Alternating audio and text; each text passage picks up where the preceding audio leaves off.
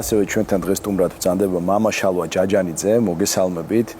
21 საუკუნეში ცხოვრება არის აჩქარებული. ყველაფერი ხდება ძალიან სწრაფად.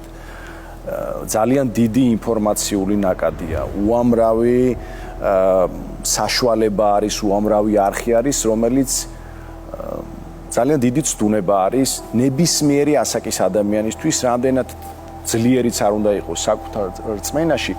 აი რომ დავაკვირდეთ გლობალიზაციას, ძალიან ბევრი რაღაცა ხდება იმისთვის, რომ ადამიანი რაც შეიძლება, ესე ვთქვათ, დაშორდეს ღმერთს. მოდით ვთქვათ და ვისაუბროთ ეკლესიის მნიშვნელობაზე დღევანდელ დღეს, როგორ შეიძლება აი ამ უწყვეტ ნაკადში ადამიანმა იპოვოს ეს სიახლოვე. მოგესალმებით უპირველეს ყოვლისა და დიდი მადლობა ამ გადაცემისთვის ზოგადად.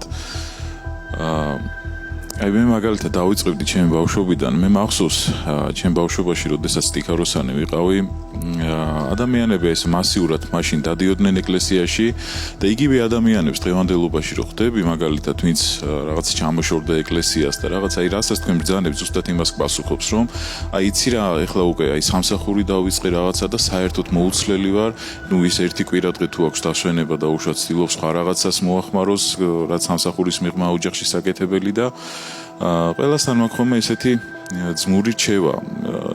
მეც მქონდა ეს განსაცდელი ალბათ ერისკაცობაში, როდესაც რაღაცა ხდება ყველას ცხოვრებაში ის პერიოდი, როდესაც ჩაერთვები რაღაც სამსახურში, შეიძლება დასვენების დღეც არ ქონდეს ეს კვირა დღე და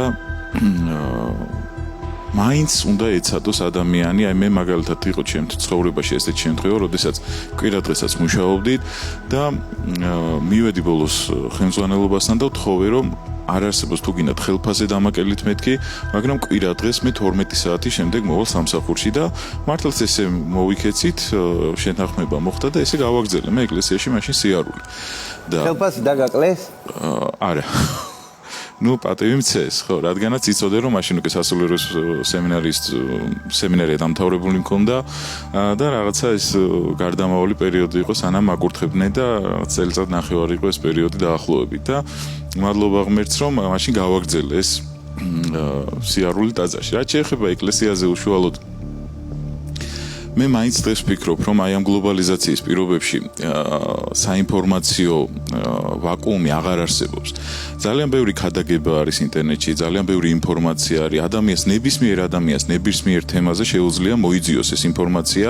აღარ არის პირობითად საჭირო რაღაცა დამატებით წიგნებში ქექვა და ასე შემდეგ. მარტივად შეუძლია ადამიანს ხელმისაწვდომი გახდეს მისთვის ნებისმიერი ინფორმაცია, მათ შორის სასულიერო და არასასულიერო.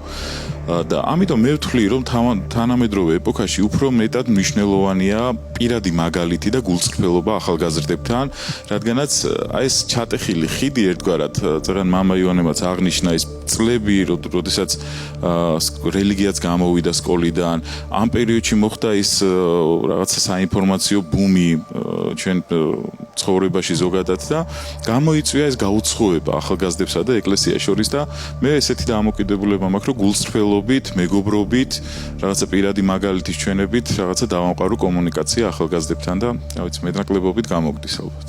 დიდი მადლობა.